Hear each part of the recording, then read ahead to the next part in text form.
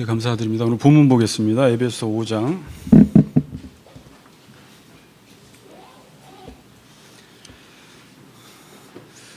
오늘 21절 중심으로 보는데요. 오늘 한번 15절부터 21절까지 한번 다 같이 읽겠습니다. 15절부터 21절, 5장 15절부터 21절까지 우리 같이 교독하겠습니다. 그런즉 너희가 어떻게 행할지를 자세히 주의하여 지혜 없는 자 같이 하지 말고 오직 지혜 있는 자 같이 하여, 그러므로 어리석은 자가 되지 말고 오직 주의 뜻이 무엇인가 이해하라.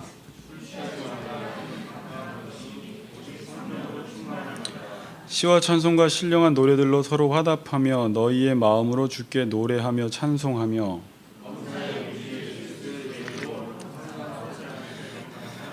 같이 읽겠습니다. 그리스도를 경외함으로 피차 복종하라. 아멘. 자, 같이 잠깐 인사합시다. 오늘 제목은 피차 복종하라예요. 같이 한번 인사합시다. 피차 복종합시다. 이렇게 인사합니다. 피차 복종합시다. 네, 네.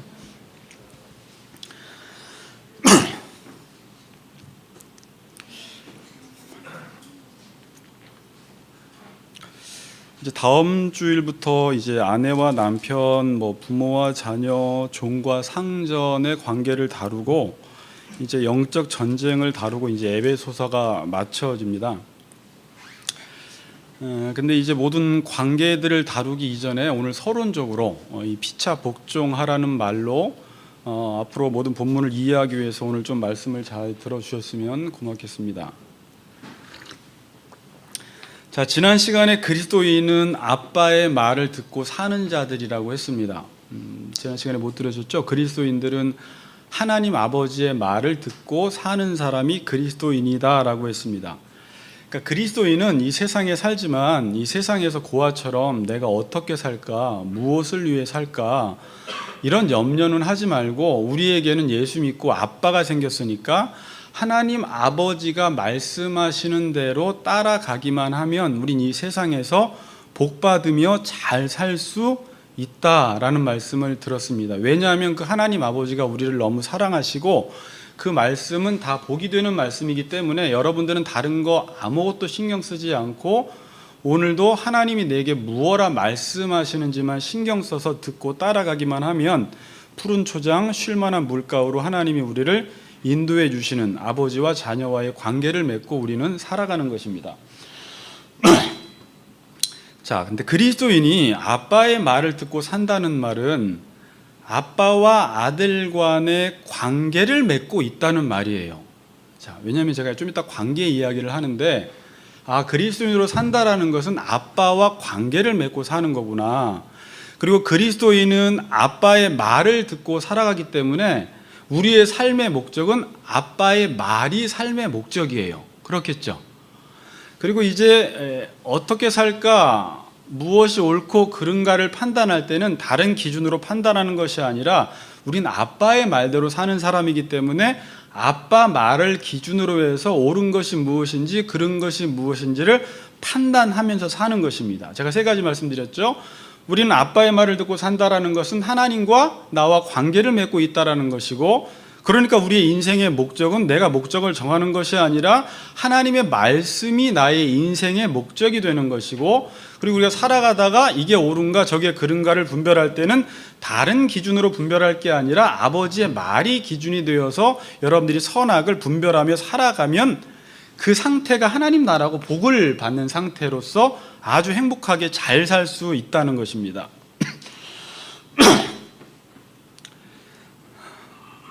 성경은 아빠 말을 듣고 사는 것, 이것을 진리라고 말합니다. 알겠죠?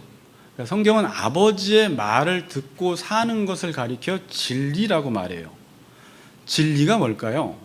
제가 우리 아이들한테도 아까 위해서 진리가 뭐냐 그랬더니 대답을 잘 못해요. 이 진리라는 것은 우리 어른들도 그때 질문을 하니까 대답하기가 힘든 건데, 참기름 그럴 때 기름이 참이다, 거짓 기름도 있다라는 거잖아요. 그러니까 이제 진리라는 말은 참이라는 말이에요. 참, 진짜라는 말이에요. 진짜. 그리고 성경에서는 진짜만 영원하다고 해요. 진짜만 변하지 않고 진짜만 절대적인 것이라고 말합니다. 그러니까 하나님의 말씀을 듣고 사는 것만 진짜라는 것입니다. 그러니까 이거 무슨 말이냐면 나머지는 다 거짓이라는 거예요. 하나님의 말씀을 듣고 사는 것만 진짜 참이다 그래요. 근데 성경은 이 진리가 너희를 자유롭게 한다. 하나님의 말씀을 듣고 사는 것만이 자유라고 말을 하는 것입니다. 자, 이제 학생들이 조금만 머리 굴리면 이게 왜 자유일까라는 그런 생각을 가지고 이제 좀 따라와 보시면 돼요. 하나님의 말씀을 듣고 사는 게 진리고 이게 참이니까 이 진리가 너희를 자유케 한다고 했기 때문에 하나님의 말씀을 듣고 사는 것이 우리에게 자유를 가져다 준다라고 말을 합니다. 요한복음 8장 30절 31절에 보면 그러므로 예수께서 자기를 믿는 유대인들에게 이르시되 너희가 내 말에 거하면 참으로 내 제자가 되고 진리를 알지니 진리가 너희를 자유롭게 하리라 그래요. 예수님이 뭐라고 말하냐면 너희가 내 말에 거하면 내 제자가 되고 그 내 말이 진리이기 때문에 그 내 말이 너희를 자유롭게 한다라고 유대인들에게 말을 했더니 유대인들이 우리는 종된 적이 없는데 왜 우리를 자유롭게 하라고 합니까? 라고 지금 이제 물어요. 그러니까 예수님이 그들을 볼 땐 그들 안에 내 말이 없어요. 진리가 없어요. 오히려 예수님이 그들을 볼 때는 이렇게 말을 해요. 내 말이 너희 안에 있을 곳이 없으므로 나를 죽이려 하는도다. 그들 안에 하나님의 말씀이 없다라는 말은 예수님은 그들을 종으로 보고 있는 거예요. 자유의 반대 개념으로. 그래서 너희들은 가만히 보니까 아브라함의 자손이라고 하는데 내 말은 없고 너희는 욕심대로 사는 것을 보니까 자유인이 아니라 종이다. 이런 말을 하는 거예요. 무슨 말씀인지 아시겠죠? 하나님의 말씀을 따라 사는 것이 자유인데 너희 안에 내 말이 없는 걸 보니까 너희는 자유인이 아니라 지금 종으로 살고 있는 것이다. 그러니까 지금 성경에서는 보세요. 진리가 자유함을 준다는 것입니다. 그러니까 자유함이 자유함을 주는 것이 아니라 진리가 자유함을 준다. 하나님의 말씀을 듣고 사는 것이 자유함을 준다라는 말입니다. 자, 이걸 제가 좀 쉽게 풀어드릴게요. 모든 존재하는 것들은 그 목적에 맞게 존재할 때, 그 목적에 맞게 살 때 자유한 것입니다. 그러니까 자유라는 개념은 아까도 우리 아이들 3명이 다 자기 마음대로 하는 게 자유래요. 그러니까 내 마음대로 하는 게 자유가 아니라 성경에서 내 마음대로 하는 게 자유가 아니라 말씀을 따라 사는 게 자유한 것인데 자유라는 것은 나를 만든 목적, 존재, 목적에 살 때 자유함이 찾아온다라는 거예요. 물고기는 그냥 물고기의 존재, 목적에 살 때 자유함이 찾아와요. 자, 물고기가 마음대로 살 때 자유한 게 아니에요. 새는 언제 자유할까요? 그렇죠. 근데 하늘을 날 때 자유한 거예요. 그러니까 하늘을 날 때와 새와의 관계 속에서 자유한 거지, 새는 내가 내 마음대로 살 거야 라고 할 때 자유롭게 살아야지 자유가 오는 게 아니라 날 때 자유가 오는 것이고, 물고기는 물과 관계를 맺고 살 때 자유가 오는 것이에요. 그러니까 자유라는 개념은 내가 어떤 대상과 관계를 맺었는데 그 대상이 내 존재 목적일 때 자유가 찾아오는 거예요. 그러니까 자유는 무엇이나 다 할 수 있는 것이 자유가 아니라, 다시 말씀드립니다, 그 존재 목적에 살 때 자유로운 것입니다. 그럼 인간에게도 존재 목적이 있어요, 없어요? 인간에게도 존재 목적이 있습니다. 그런데 다른 피조물은 태어날 때부터 그 존재 목적이 정해져 있습니다. 그러니까 새가 이렇게 태어나서 나는 날까? 아니면 기어다닐까? 헤엄칠까? 그래서 하나를 선택하는 게 아니라 그냥 하나님이 태어날 때부터 날도록 지었기 때문에 선택이 없어서 모든 피조물은 다 자유합니다. 그냥 자기의 존재 목적대로 살아서. 근데 인간만 자기의 존재 목적을 스스로 정하라고 했어요. 정하라고. 그럼 인간은 자기의 존재 목적을 정할 때 내 존재 목적이 무엇인지 알고 그것을 정해야 돼요. 그러니까 새를 비유로 들면, 새가 만약에 태어나서 야 너는 너의 존재 목적을 하나 정해라 그러면 새는 뭘 정해야 돼요? 나는 걸 정해야 되는 거예요. 그럼 자유롭게 살아요. 근데 새에게 만약에 하나님이 자유의지를 주셔서 네가 네 존재 목적에 맞는 것을 선택해서 살아. 근데 새가 죄를 져가지고 기는 것을 선택하며 살면, 이거 좀 꺼주세요. 기는 것을 선택하며 살면 그건 자유롭지 못합니다. 오히려 종의 삶을 살아가는 것입니다. 그래서 내 존재 목적에 맞는 삶을 선택하지 않으면 그들의 삶이 힘들어지는 거예요. 그렇죠? 그래서 지금 왜 세상 사람들이 이렇게 살면서 자유롭지 못하고 힘들까라는 것은 우리의 자유의지를 가지고 하나님이 나를 지은 목적만 선택하며 살면 행복한데 잘못된 선택을 하면서 살았기 때문에 인간이 불행하고 자유가 없고 힘들고 고통스러운 삶을 살아가는 것입니다. 여러분, 인간도 자신의 존재 목적에 맞게 하나를 선택해야 합니다. 무엇을 선택하느냐에 따라서 그 선택한 것과 관계를 맺고 살아갑니다. 자, 이 선택은 되게 중요해요. 내가 선택한 것과 관계를 맺고 살아가요. 그러니까 자신이 돈 버는 것을 인생의 목적으로 잡고 인생을 살아가면 돈과 내가 묶여버리는 것입니다. 성경은 이렇게 결혼 관계로 모든 걸 설명을 해요. 그러니까 돈과 내가 결혼을 하는 거예요. 돈을 벌기 위해서 나도 희생할 테니까 돈아 너도 나한테 돈을 줘. 이런 결혼 관계, 언약 관계에 들어간 것이에요.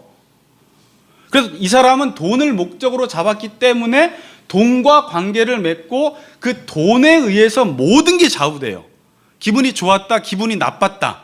왜? 자기가 인생의 목적을 돈으로 선택했기 때문에 그래요. 근데 어떤 사람은 그래요. 나는 돈이 아니래도 난 일을 목적을 선택했어. 그래요. 어떤 사람은 돈이 좀 덜 벌려도 일 중심적으로, 일에서 의미와 가치를 찾는 사람은 돈이 조금 덜 벌려도 일 중심적으로 살아가는 사람들이 있어요. 이 사람은 거기서 삶의 행복을 찾는 거예요. 근데 어떤 사람들은 일도 필요 없어, 난 돈도 필요 없어, 난 사람이 최고야. 그러면 이 사람은 그 사람과 관계를 맺고 사는 사람이에요. 그래서 사람과의 관계가 좋지 않으면 불행하고, 관계가 좋을 땐 행복해하고, 이 사람은 지금 사람과 결혼한 것입니다. 언약을 맺은 거예요. 그러니까 인간은 자기가 어떤 대상과 관계를 맺었느냐에 따라서 그 대상에 의해서 영향을 받고 살아간다는 것입니다. 여러분들은 돈과 여기 있는 사람들이 관계를 난 맺지 않을래 라고 하는 사람은 돈이 있건 없건 이 사람의 상태에 아무런 변화가 없는 거예요. 그 자유한 거예요, 돈에 대해서. 근데 왜? 나는 돈과 관계를 맺지 않았기 때문에. 그러니까 사람은 자신이 선택한 것과 관계를 맺고, 그런데 자신이 선택한 것이 내 원래 삶의 목적이었다면 이 사람의 삶은 좋은데, 내가 선택한 것이 원래 내 삶의 목적이 아니었다면 그 사람은 삶이 불행해지는 것입니다. 이거 오늘 좀 중요한 말이에요. 잘 들으세요. 네.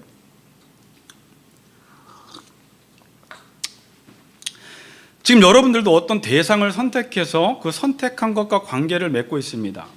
그런데 그것이 여러분의 존재 목적이 아니면 자유롭지 못해요. 불행한 삶을 살아가는 것입니다. 근데 제가 이걸 따져보니까 인간이 선택할 수 있는 것을 크게 나눌 때는 두 가지예요.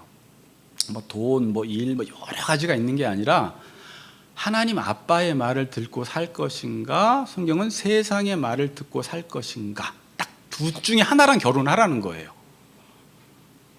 그래서 내가 세상과 결혼하면 하나님과 나와의 관계는 깨진 거고, 하나님과 나와의 관계 속에서는 세상과 결혼할 때는 바람 피웠다 그러는 거예요.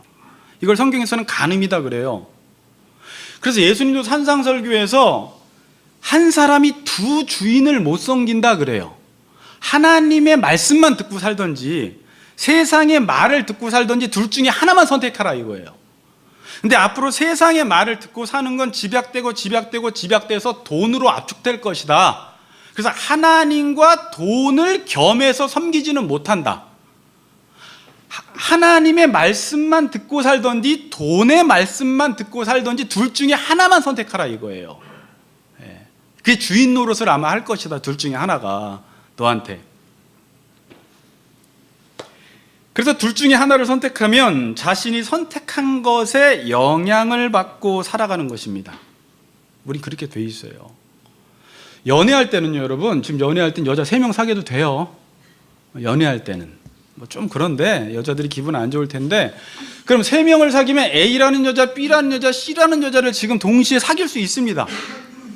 그럼 A라는 여자에도 영향을 받고 B라는 여자에도 영향을 받고 C라는 여자에도 영향을 받아요. 그래서 여자가 많으면 힘들어요, 사는 게. 근데 나중에는 내가 A라는 여자와 딱 결혼을 하면 다른 여자는 별로 신경 안 써도 돼요. 그들이 하는 말에 대해서는 이제 신경을 안 써도 돼요. 결혼을 했으면 B라는 여자가 찾아와서 너 나한테 밥 안 사주면 나 너한테 잘 못할 거야? 못해도 괜찮아. 나는 A랑 결혼했기 때문에.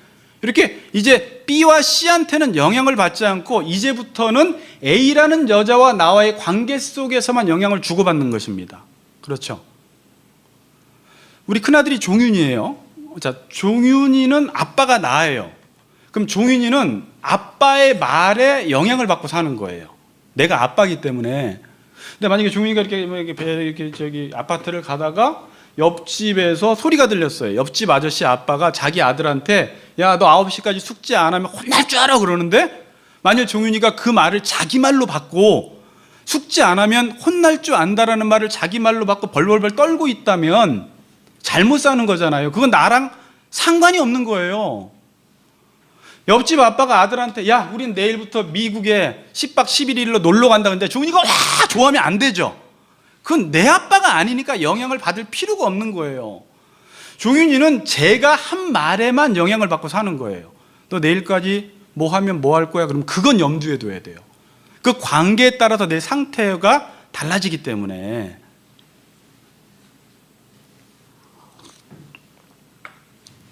그러니까 우리가 만약에 하나님의 나는 말씀만 듣기로 선택하면 세상이 무슨 말을 하든지 신경 쓸 필요가 없는 겁니다. 자유가 찾아옵니까? 이 말 한마디에? 근데 하나님은 그렇게 살라고 해요. 세상이 뭐라고 해도 아무 상관없어요. 근데 내가 세상을 선택을 하면 세상에서 들려지는 모든 소리에 영향을 받고 사는 거예요. 야, 너 이렇게 살면 죽을 줄 알아? 나 죽겠구나. 이렇게 살면 성공 못해? 성공 못하겠구나. 이렇게 살면 뒤처지겠구나. 근데 하나님과 관계를 맺고 사는 사람은 그거에 그래, 너는 그렇게 살아. 너는 세상과 짝했잖아. 나는 하나님의 말씀만 믿고 사는 거예요.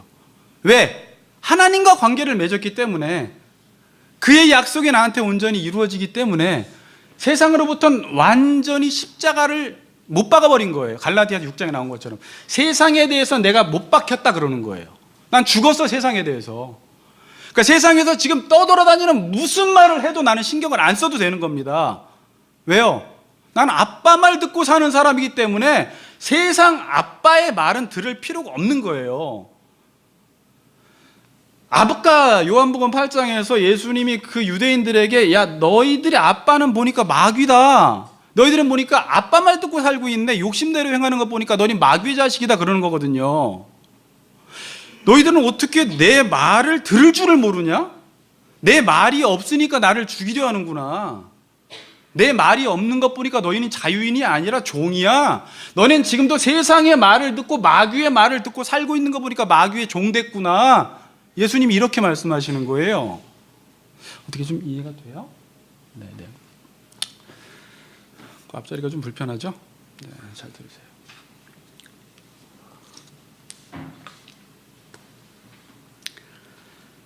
누구 말을 듣고 사느냐에 따라서 내가 자유할 수도 있고 불행할 수도 있습니다. 그래서 그 선택이 잘못되면 인생을 사는 게 너무 힘들어요. 자기가 잘못 선택한 거예요. 마치 새가 기어다니는 것을 선택하면서 평생을 사는 거예요. 그러니까 인생이 힘들겠어요? 안 힘들겠어요? 힘들죠. 진리를 알지니 진리가 너희를 자유롭게 하리라. 진리가 뭡니까? 참이 뭐예요? 인간은 하나님의 말씀을 듣고 사는 게 진리다라는 거예요. 그 안에서만 자유함을 누릴 수 있다라고 우리에게 말씀을 합니다. 자, 그럼 하나님이 하시는 말씀과 세상에서 하는 말의 차이점이 뭘까를 좀 생각해 봤습니다. 그럼 하나님이 하시는 말씀과 세상이 하는 말의 차이점. 왜냐하면 우리는 세상의 말은 되게 좋게 들리고 하나님이 하시는 말씀은 좋게 안 들리거든요. 어때요? 한마디로 하나님이 우리에게 하시는 말씀은 나를 사랑해서 주는 말씀이고, 세상이 우리에게 주는 말씀은 나를 죽이려고 하는 말씀이라는 거예요. 어떻게 이게 이해가 되세요? 자, 여러분, 이런 말입니다. 새가 있습니다. 아까 계속 새 이야기를 할게요. 새가 있는데 세상은 새에게 어떤 말을 하냐면, 얘야, 너 기어다녀. 너 빨리 기어다니지 못하면 성공 못해. 열심히 기어다녀야 돼. 기어다니다가 음식이 있으면 주워 먹어. 새한테 새 본성에 맞지 않는 말을 계속 주는 거예요. 새가 그 말을 듣고 막 두려워서 막 계속 기는 거예요. 그러니까 어때요? 새는 사는 게 너무 힘들어요. 그렇게 기어다니면서 많이 주워 모았어요. 집도 넓혔어요. 돈도 많이 모았어요. 그런데 왜 이렇게 사는 게 왜 이렇게 힘들어? 세상은 뭐예요? 내 본질과 본성에 맞는 말을 안 주는 거예요. 그래서 사는 게 그렇게 힘들어요. 근데 하나님이 우리에게 주는 말씀은 새한테, 야, 날개를 활짝 펴. 날아다녀. 날아다니면서 모든 것들을 다 봐. 훨훨 날아다녀. 그런데 자유함을 누려. 이런 말씀을 주는 거예요. 근데 기어다니던 새가 하나님의 말씀을 들으면 그게 너무 자기와 동떨어진 말씀이라 처음에는 순종하는 거 그렇게 힘들어요, 여러분. 그런데 하나님의 말씀을 듣고 한번 날아가 보니까 이게 뭐야, 이게 더 좋네? 이런 식으로 가는 거예요. 근데 계속 세상에서, 야, 너 안기면 죽어, 빨리 기어야지 성공해, 이 말이 계속 들리니까, 내가 날기는 뭘 알아, 평생 이렇게 살아왔는데 그냥 살지, 이러면서 살아가는 거예요. 그러니까 세상이 나한테 주는 말씀의 특징은 뭐예요? 우리의 본성에 맞지 않는 말만 줘요. 근데 하나님이 우리에게 주는 말씀은 나한테 맞는 말씀만 줘요. 나를 너무 행복하게 하는 말씀만 주는 거예요. 새한테 날아다니라는 말씀만 주는 거예요.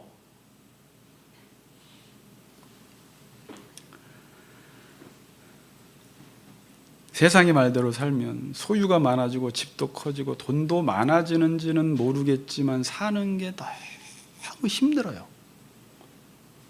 사라지지가 않는 거예요.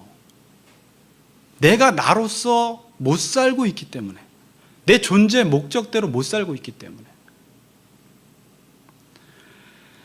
요한복음에 보면요, 10장 10절에서 13절에 이렇게 말해요. 예수님이, 도둑이 오는 것은 도둑질하고 죽이고 멸망시키려는 것뿐이요, 내가 온 것은 양으로 생명을 얻게 하고 더 풍성히 얻게 하려는 것이라. 나는 선한 목자라. 선한 목자는 양들을 위하여 목숨을 버리거니와, 삭구는 목자가 아니요 양도 제 양이 아니라 이리가 오는 것을 보면 양을 버리고 달아나나니 이리가 양을 물어가고 또 해치느니라. 예수님은 선한 목자라고 해서 우리에게 생명을 주지만, 세상은 세상 음성을 듣고 사는 것은 도둑이라는 거예요. 결국은 그 도둑은 우리를 해치게 되어 있다는 거예요.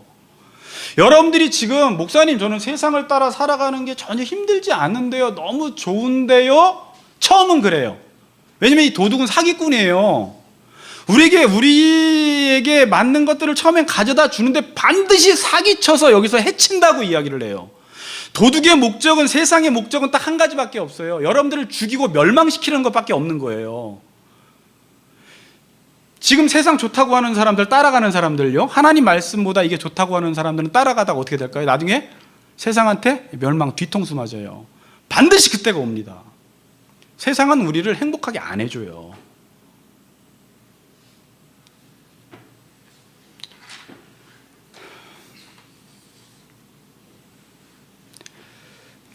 기억하세요. 인간은 그 어떤 것과도 관계를 안 맺고 사는 게 자유가 아니라 하나님의 말씀을 듣고 사는 게 자유라는 겁니다. 그러니까 자유는 자유롭게 산다고 오는 것이 아니라 내 존재 목적에 맞는 하나님의 말씀을 따라 살아갈 때 자유함이 우리에게 찾아오게 됩니다. 반드시 여러분들이 말씀을 따라 살아갈 때 오는 자유가 훨씬 더 확대될 것입니다. 그러나 세상을 따라 살아가면 자유가 계속 축소되어지는 현상이 일어납니다. 야고보서 1장 25절에 이런 말씀이 있어요. 우리가 야고보서 살펴보았지만 자유롭게 하는 온전한 율법을 들여다보고 있는 자는 듣고 잊어버리는 자가 아니요 실천하는 자니 이 사람은 그 행하는 일에 복을 받으리라. 여기서 율법을 뭐라고 합니까? 자유롭게 하는 온전한 율법이라고 말을 합니다. 율법이 뭐라고요? 자유롭게 한다 이렇게 말해요. 갈라디아서 5장 1절 같이 읽어봅시다. 5장 1절 시작.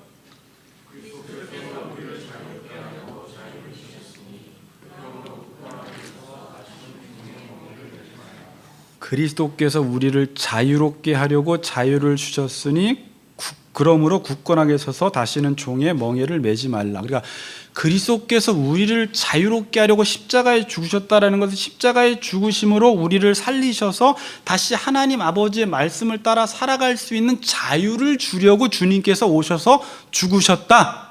그런 말입니다. 자, 이제 마지막 제가 오늘 본론이에요. 자, 그러면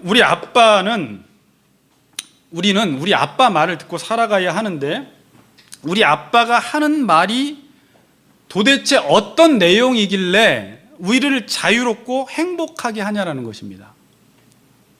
물론 아까 말했어요. 우리를 사랑하는 말인데 아빠가 하는 말이 도대체 뭐길래 나를 자유롭고 행복하게 하냐, 이렇게 말하면 성경은 그것을 간단하게 율법이다 이렇게 말을 해요. 그런데 성경은 계속 배웠지만 이 율법은 사랑의 정신으로 만들어진 거예요. 사랑의 정신으로. 그래서 율법을 공부하면 하나님의 말씀을 따라 살면 사랑하게 되어 있다라고 말을 합니다. 자, 우리 한 구절만 읽어봅시다. 갈라디아서 5장 13절에서 14절 한번 읽어보겠습니다. 갈라디아서 5장 13절 14절.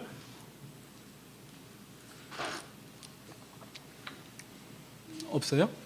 자, 앞에 넘겨보세요. 자, 13절 14절.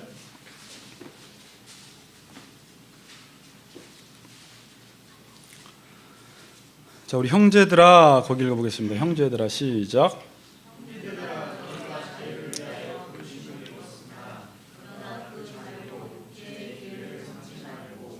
오직 사랑으로 서로 종노릇하라. 온 율법은 내 이웃 사랑하기를 내 자신같이 하라 하신 한 말씀에서 이루어졌나니. 본문 잘 보세요.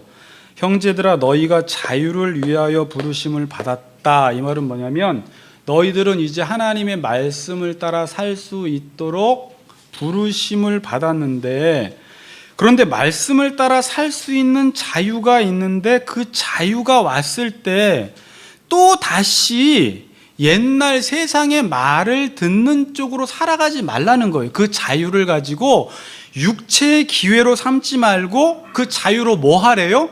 오직 사랑으로 서로 종노릇하래요. 자, 이게 참 희한한 말이잖아요. 그러니까 자유인이 됐는데 사랑으로 종노릇하래요. 이 말이 뭐예요? 자유가 뭐라고 했습니까? 하나님의 말씀을 따라 살아가는 게 자유인데 말씀을 따라 살아간다라는 게 뭐냐라고 했을 땐 그 말씀은 사랑하는 삶을 살아가는 거예요. 그러니까 말씀을 따라 살아가는 자유인을 보니까 그 자유를 가지고 육체의 기회로 삼지 않고 사랑으로 종노릇을 하고 있더라. 어떤 사람이 사랑하면서 사는 걸 보니까 이 사람은 자유인이구나라는 걸 아는 거예요. 인간이 존재의 목적이 사랑하도록 지음받은 거예요. 그러니까 사랑 안 하면 좋을 줄 알았는데 사랑 안 하고 살 때는 종이고, 오히려 사랑을 하고 사니까 여기서 자유가 오는 거예요. 그러니까 여러분들은 예수를 믿고요, 이제는 하나님의 말씀을 따라 살 수 있는 자유가 주어졌습니다.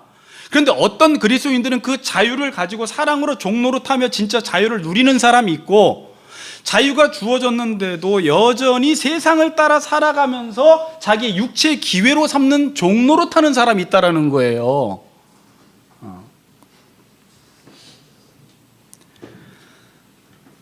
사랑하는 게 내 존재 목적이고 사랑하는 것이 인간의 본성에 가장 잘 맞아요. 하나님의 말씀을 따라 살아가는 것, 사랑하는 것이 우리의 본성에, 새가 날아다니는 것이 자기 본성에 가장 잘 맞듯이 그래서 자유롭듯이 인간이 사랑을 하니까 여기서 자유가 찾아오는 거예요. 근데 지금 자꾸 왜 사랑을 안 하려고 하냐면, 왜 새가 자꾸 기어다니려고 하냐면 죄 지어서 그래요. 죄 짓고 자기의 존재 목적에 맞지 않는 삶을 살아가면서 인생이 왜 이렇게 힘들지 이렇게 하는 거예요 지금. 그럼 사랑은 뭐냐? 제가 지금 피차 복종하라를 좀 설명하기 위해서 여기까지 가는 겁니다. 잘 따라와 보세요. 그럼 사랑은 뭐냐면 이웃과 사람들과 피조물과 바른 관계를 맺는 것입니다. 바른 관계를 맺는 것인데, 이 사랑은 쉬우면서도 어려워요. 왜냐하면 사랑한다, 이게 사랑을 하려면, 자, 우리 자꾸 사랑을 옛날 사랑 개념은 지워버리세요. 그냥 사랑은 그냥 내가 무조건 뭐 저 사람한테 잘해주는 게 아니에요. 사랑은 대상에 따라서 사랑하는 방식이 달라요. 개를 사랑하는 것과 고양이를 사랑하는 것과 꽃을 사랑하는 것과 애인을 사랑하는 것과 아내를 사랑하는 것과 하나님을 사랑하는 게 방식이 다 달라요. 근데 자기 방식으로 무조건 사랑했다고 해서 사랑한 게 아니에요. 이건 그렇죠? 저 이야기를 하는 거 보니까 이번 주 그런 말씀을 하셨어요. 자기는 고기를 좋아하시는데 우리 이집사님은 아마 그것 때문에 아멘 하시는 것 같아요. 근데 자꾸 우리 유성애 성도님은 반찬을 이렇게 야채만 자꾸 준대요. 이렇게 나물만. 그러니까 본인 사랑하는 방식으로 주는데 아마 그거는 본인이 이제 체질 개선하라고 아마 더 사랑해서 주는 것 같은데, 일단 근데 사랑이라는 것은 방식의 관계가 그 대상이 누구이냐에 따라서 방식이 다 다른 것입니다. 지금부터 이 에베소서 뒤편에서는 그 방식, 대상에 따라서 사랑의 방식이 이래야 된다라는 걸 알려줘요. 이게 되게 어려운 거예요. 그러니까 연애할 때는 연애할 때만큼만 사랑해야 돼요. 결혼하면 결혼하고 사랑의 방식이 완전히 바뀌는데, 많은 사람들이 연애할 때 사랑의 방식을 가지고 결혼 똑같이 해서 그 사랑 방식까지 망해합니다. 결혼하고 사랑의 방식은 사랑하고 복종하는 게 사랑의 방식이에요. 근데 이제 이건 불리할 것 같은데 이러다가 이거 안 하잖아요. 다 깨지는 거예요. 방식이 다 달라요. 그래서 지금 결혼을 해도 결혼 생활을 못하는 이유는, 결혼을 하면서도 아무리 내가 주례사가 정말 뭐 머리가 뭐 팥불이 되도록 살겠습니까? 아무리 해도 그게 안 돼. 그러니까 결혼을 했는데 결혼이 뭔지를 모르고, 내가 아내를 어떻게 사랑해야 하는지, 남편을 어떻게 사랑해야 하는지에 대한 방식을 모르기 때문에 결혼 생활이 유지가 안 되는 거예요. 그래서 결혼을 모르고 결혼하고 사는 거예요. 그냥 어쩌다 어른이 돼가지고. 결혼이라는 걸 누구한테 한 번도 안 들어봤어, 강의를.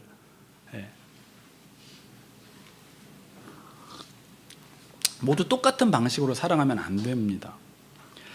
그래서 지금 이 에베소서에서는 하나님 말씀을 따라 살아가는 것이 우리의 목적인데, 이 말씀은 사랑인데 대상에 따라서 어떻게 사랑해야 하는지를 지금 구체적으로 설명해 주고 있는 거예요.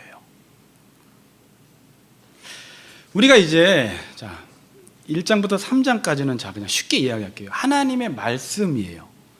그럼 4장부터 6장까지는 하나님의 말씀을 따라 살아간다라는 거예요. 근데 이 전체 4장부터 6장을 뭘로 설명하냐면, 이 구조는 여러분들은 알 필요 없어요. 저만 알아도 되는데, 목회자라 공동체, 개인, 공동체, 샌드위치 구도로 되어 있어요. 그러니까 공동체적인 삶을 통해서만 사랑이라는 행위가 가능하다라는 것을 지금 에베소서에서는 말씀하고 있어요. 근데 이제 공동체적인 삶을 살아가기 위해서 개개인적으로 여러분들이 성숙해야 되기 때문에 개인적인 윤리를 중간에 다루는 것입니다.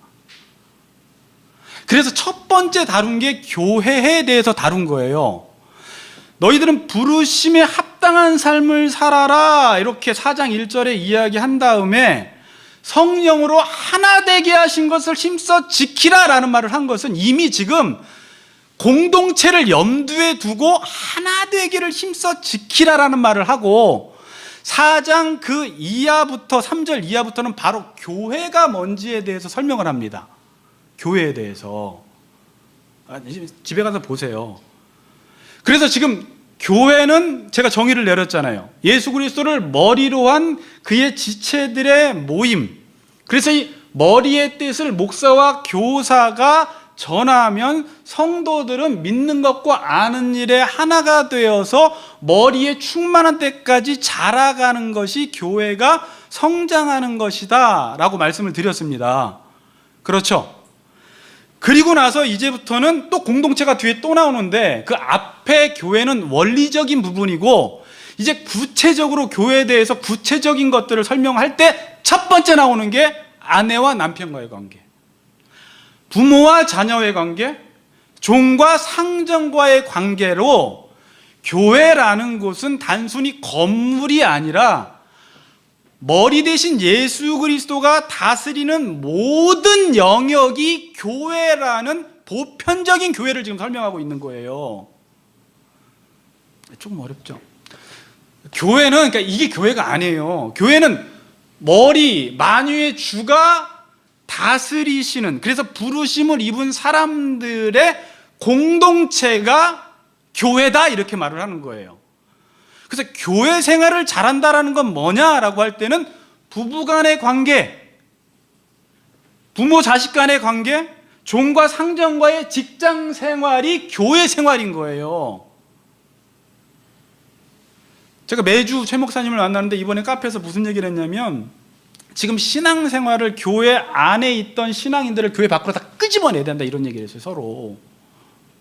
이 에베소서를 공부해 보니까 신앙생활이라는 게 교회 안에서 뭘 하는 게 아니라, 그러니까 자꾸 이렇게 교회 안에서 하는 게 아니라 그냥 머리가 명령을 하면 모든 지체들이 그 명령에 의해서 움직여 나가는 게 신앙생활이에요, 그냥.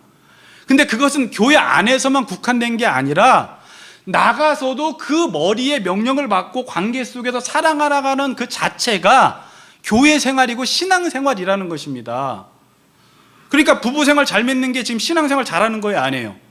잘하는 거예요. 부모 자식 간에 그것도 신앙생활 잘하는 거예요.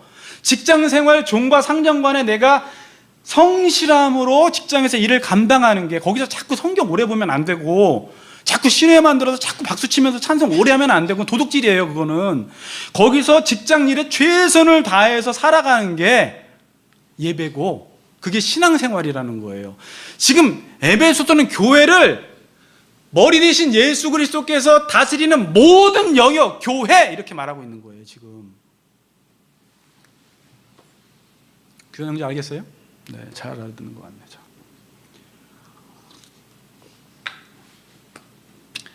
그래서 이렇게 구체적으로 대상에 따라서 지금 사랑하는 방식을 에베소서에서는 알려주고 있는 것입니다.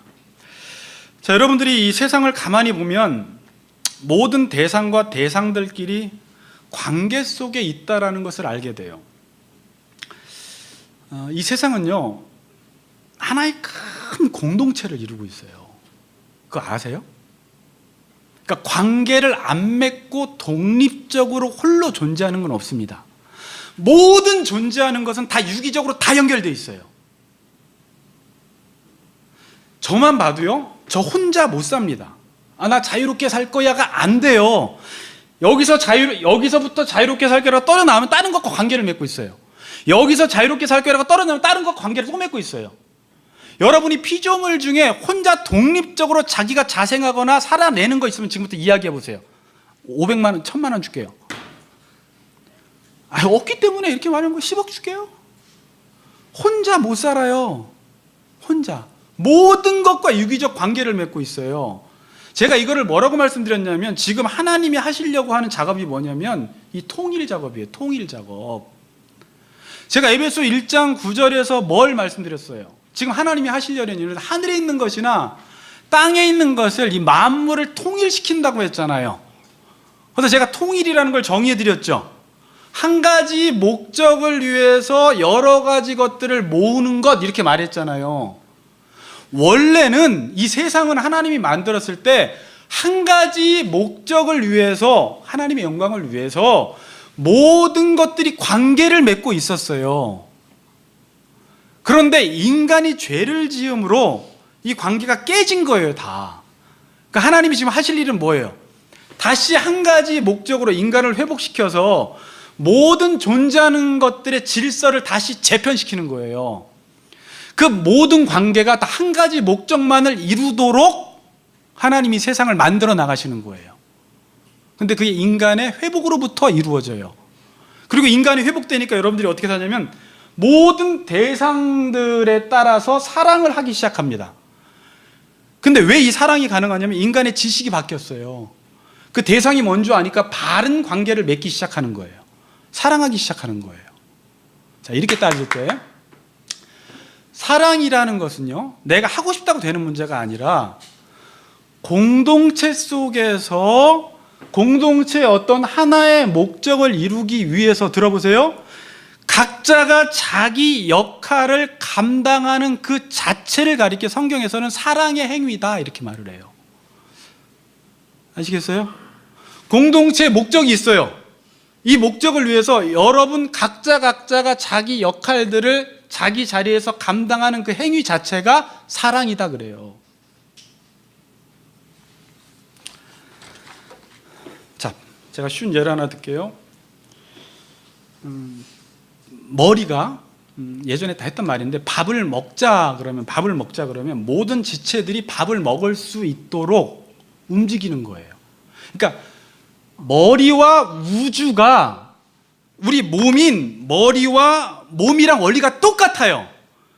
그래서 하나님은 이 몸의 비유를 통해서 우주의 통일을 설명하는 거예요, 지금. 아시겠죠? 그러니까 머리라는 존재가 밥을 먹자 그러면 이 모든 지체, 각각의 지체들이 밥을 먹기 위해서 자기 역할들을 감당하는 그 자체가 사랑이라고 말을 합니다. 지금 손이 올라갔어요. 먹어요. 씹어요. 삼켜요. 이게 각자가 자기 역할을 감당하는 게 이게 사랑이에요. 그러니까 사랑이라는 것은요, 손이 자기 마음대로 입한테 해주고 싶은 걸 해주면 안 돼요. 머리의 지시를 따라서 머리의 목적대로 손이 움직여 나가는 게 사랑이고, 머리의 목적대로 손이 움직여 나감으로써 다른 지체를 돕는 그것이 사랑인 거예요. 하여튼 이렇게 지금 다 엮여져 있어요.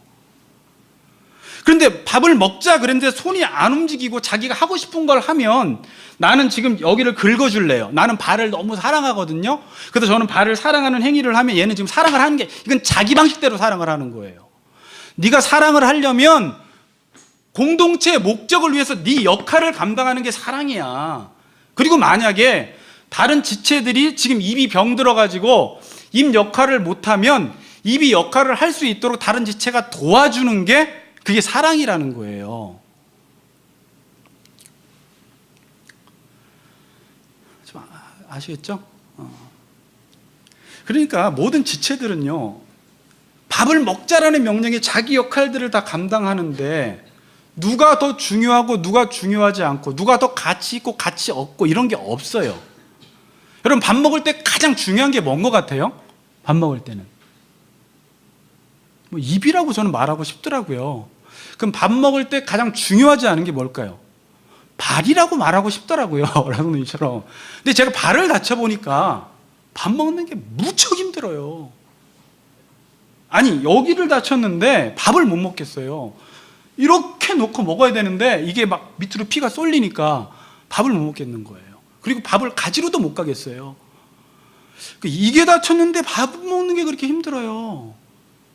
이게 무슨 말 하는 거냐면, 모든 지체는 우리가 보기에 더 중요하고 덜 중요해 보이고 어떤 게 우열 있는 것 같지만, 이 모든 지체들은 밥 먹기 위해서 다 필요한 존재들이라는 것입니다.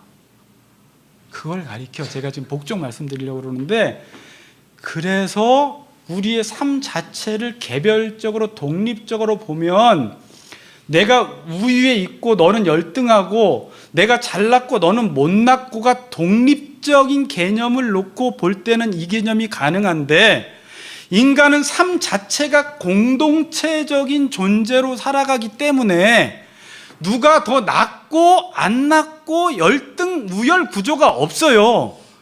그러니까 나는 손이 있으니까 나보다 발은 너는 못하고 나는 더 낫다라고 말을 못하고 이게 서로 복종하라는 거예요. 피차간에 너가 없으면 나도 밥 못 먹고 네가 없으면 머리의 뜻을 이룰 수 없다라는 것을 인정하고 들어가는 게 피차간에 복종하라는 말이에요. 그래서 보세요. 성령 충만하면 사랑을 하게 돼요. 사랑을 하게 되면 이 사람은 공동체 속에서 내가 할 역할들을 잘 감당하면서 다른 사람들이 나보다 일을 조금 못하는 것처럼 보여도 저 사람이 내가 보기에는 못하는 것 같은데 그 사람이 그 일을 함으로써 밥 먹는 게 지금 이루어지고 있기 때문에 저 사람을 내가 복종하는 거예요. 예전에 오케스트라 얘기했죠. 계속 앞에서 바이올린 켜는 사람이 더 중요해 보이고 뒤에서 한번 쨍 하는 사람은 없어도 될 것 같은데 한 곡이 연주되기 위해서는 마지막에 쨍 하는 사람이 있어야 되기 때문에 바이올린 하는 사람은 아유 난 저런 거 하려면 연주 안 할래 이런 말 하면 안 되는 거예요. 그 사람이 피차간에 복종하는 거예요. 그 사람이 그걸 해줘야지 공동체가 완성이 되고 잘 보세요. 내가 완성이 돼요. 그 사람이 그걸 안 하잖아요. 이게 다 망해요. 그러니까 공동체 완성이 나의 완성이고 저 사람의 완성이 나의 완성이고 나의 완성이 저 사람의 완성인 겁니다. 그래서 아이고 제가 이번 설교 참 고민을 많이 했는데 막 머리가 쥐나도록 했는데 이 복종이라는 단어가 너무 어려운 거예요. 이게 단어로 풀리지가 않았어요. 단어로는 그냥 휘포타소인데 휘포는 아래에 타소는 배열하다예요. 그럼 복종이라는 게 아래에 배열하다? 피차간에 아래에 배열하다? 이게 뭐예요 도대체? 그럼 나보다 못하게 두라는 거예요? 그게 아니에요. 지금 에베소서 자체가 우리의 존재를 공동체적으로 설명을 해요. 하나님은요 우리를 하나님의 형상대로 지었잖아요. 그렇죠?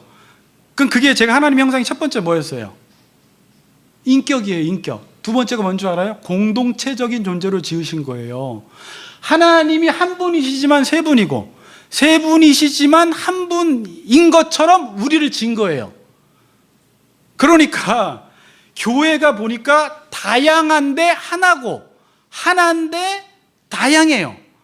그래서 내 삶을 살아가기 위해서는 독자적으로 살아갔다가는 땅에 기어다니는 새처럼 돼버리는 거예요. 그럼 인생을 살려면 어떻게 사냐면 공동체의 목적이 내 목적이 되는 거예요. 그래서 아래에 배열하다 이 말은 뭐예요?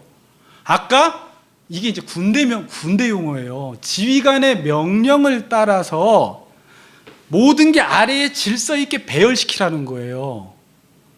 그렇죠. 그러니까 이제 그 안에서 질서 있게 배열돼서 이 군대 명령, 지휘관의 명령을 이루기 위해서 각자 자기 역할들을 감당하는, 그래서 피차간에 복종하는, 이게 복종이라는 의미입니다. 자, 이제 저 끝나갑니다.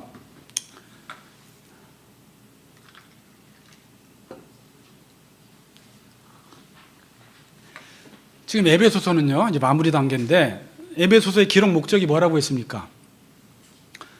에베소서 1장 3절에서 5절에서 너희를 하나님의 자녀 만들어서 거룩하고 흠이 없는 자녀 만드는 거예요. 그렇죠? 자, 이 목적에서 벗어나질 않아요, 지금 본문은.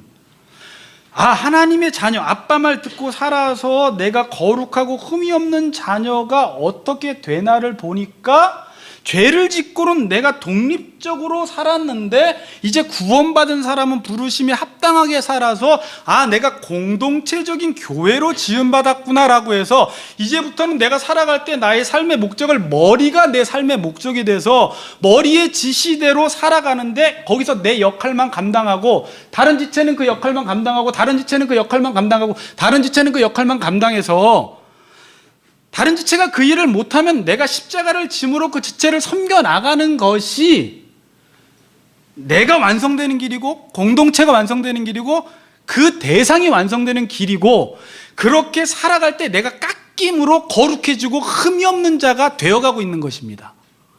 이제 이해가 되세요? 공동체적인 삶을 통해서만 내가 깎이고 거룩하고 흠이 없는 존재가 돼요. 정확히 내 포지션 위치 속에 딱 자리 잡는 거예요. 그리고 다른 사람도 나보다 못해 보이지만 복종하는 거예요. 못해 보이지만 이거 말은 아니다. 다 똑같이 중요해요. 아무리 하찮게 보이는 것조차도 복종. 야, 너 아니면 내가 완성이 안 돼. 이쪽, 너 아니면 내가 완성이 안 돼. 서로. 너가 있어서 내가 완성이 돼.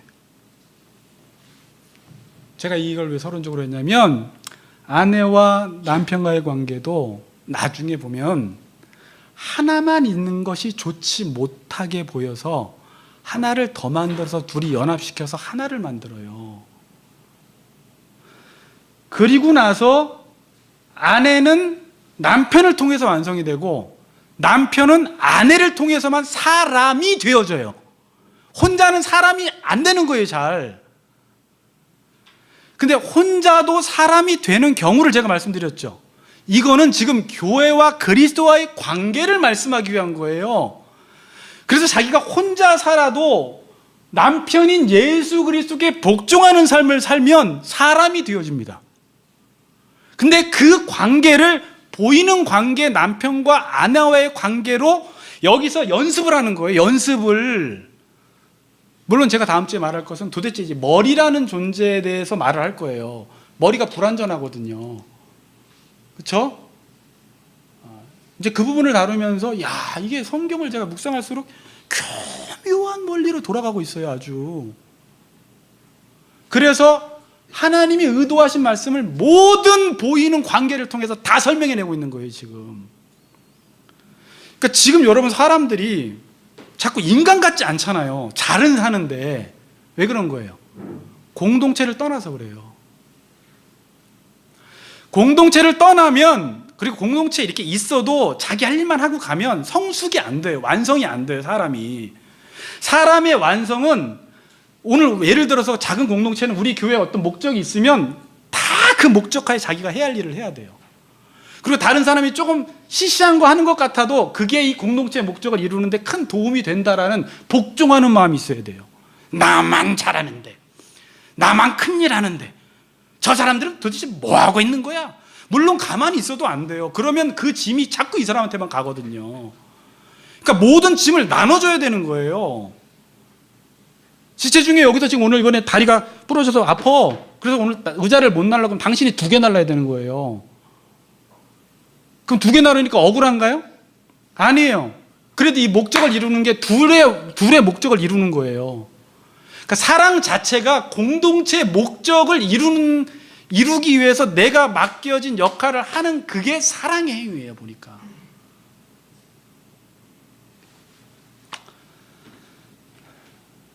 지금 왜 사람들이 잘은 사는데 인간 같지 않을까라는 것은, 새가 기어다니면서 다 주워 모았는데 새로서 못 사니까 새가 이상한 거예요. 사람이 이상한 거예요. 근데 가끔 인간이 기쁨을 느껴요. 언제냐? 공동체 속에서 어떻게 얼떨결에 사랑하고 섬기고 선교지 나가서 막 섬기다 보니까 이게 뭐야, 옛날에 느끼지 못했던 기쁨이 내 안에 있네? 왜 내 돈을, 이번에 예전에 청년들이 막 몽골 가서 자기 있는 돈 다, 옷까지 다 털어주고 왔거든요. 계획이도 없었는데 노트북 다 주고 오고, 권동윤이랑 막 갔을 때, 그때 우리가 몽골에 갔을 때. 근데 너무 기쁘대요, 애들이. 자기 옷 싸운 거 다 주고 와요. 막 여기 메이커 있는 거 다 주고 오는 거예요. 그러면서 그때도 했던 얘기가, 목사님 여행하는 건 별로 재미가 없어요. 의미가 여기가 훨씬 크다, 이거죠. 그러니까 인간이 자꾸 어떤 사랑을 하면서 공동체 속에서 살아갈 때 의미와 기쁨을 느끼더라는 거예요. 이번에 계주 있잖아요. 이번에 우리 평창 올림픽에도 2가지가 되게 떠올라요. 3000미 쇼트 계주에서는, 여러분, 이건 하나의 목적을 이루기 위해서 각자의 역할을 감당해야 돼요. 근데 한 명이 이번에 넘어졌었어요. 터치를 빨리 해가지고 1등 해버렸어요. 그렇죠? 그 한 바퀴 더 돌았으니까 억울해, 너 때문에 지금 이랬잖아, 안 하잖아요. 그걸 감당함으로 공동체의 목적을 이루는 게 같이 완성되는 거잖아요. 근데 팀 추월에서는 어떻게 됐어요? 그런 일이 있었죠. 같이 해야 되는 건데 아무리 둘이 빨리 가도 이건 완성이 안 되는데 그렇잖아요. 제가 인간이 언제 성숙하냐를 보니까 공동체 속에서 한 가지 목적을 위해서 연합해서 그 일들을 이루어 나가는 게 계속 있어야 돼요. 그래서 남자는 군대 가야 되고 모든 공동체 생활을 통해서 내가 거기서 끼워 맞춰지는 작업을 하지 않으면 이 사람은 어른이 돼도 못하겠어요. 당신들끼리나 해. 내가 회사에서 뭔데. 이러면서 그걸 안 하는 거예요. 다스리고 지배하려고만 하는 거예요. 그러니까 성숙이 안 되는 거예요, 이 사람이. 그러니까 다른 사람과 관계를 맺는 데 있어서도 항상 자기 방식과 자기 중심적으로만 관계를 맺어요. 내 방식대로 안 하면 안 하는 거예요. 그냥 안 만나. 그러니까 사람이 완성이 안 되는 거예요. 지금 거룩하고 흠이 없다라는 건 다른 의미가 아니에요, 여러분. 뭐 교회 열심히 다니는 그런 의미를 말하는 게 아니에요. 여기서 공동체 속에서 네 역할 감당해라. 다른 사람도 복종해줘라. 다른 사람이 못할 때 도와줘라. 도와주면 그 사람을 위한 게 아니라 그게 너의 완성이다. 그 이야기를 하는 것입니다. 이제 다음 주에 부부관계를 들어가지만 지금 부부의 문제가 심각하거든요. 우리 목사님들끼리 모여서 30대 결혼한 부부들이 난리가 아닌 거예요. 10커플 중에 한 커플이라도 제대로 사는 커플이 없어요. 결혼이 뭔지를 모르고 자기중심적으로 결혼을 해버렸거든. 뭔가 더 얻기 위해서, 더 짐을 나눠지기 위해서, 뭔가 이득을 보기 위해서 결혼을 했기 때문에 결혼 자체가 그게 아닌데, 그리고 결혼 생활을 해나가려고 하니까 얼마나 힘들어요.